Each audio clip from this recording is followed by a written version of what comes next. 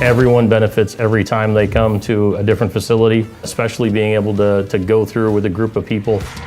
We're actually in the middle of implementing Production Coach, and we wanted to get ideas from other shops. You know, I say life's too short to figure it out on my own.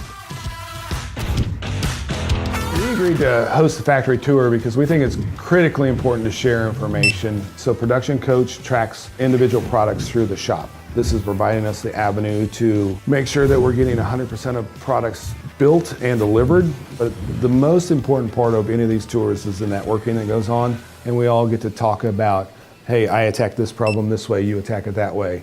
And I've never walked out of a factory tour not learning something.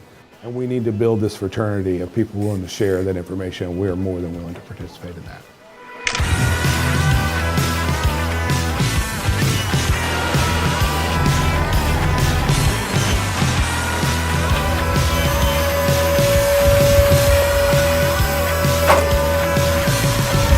The openness of the shop, of the owner and of how they want to share their information, I thought was enlightening to me. Just to see what other people are doing, see how they're handling it, see that they have the same problems that we do, relate to them and know that you're not out there on your own dealing with the same issues.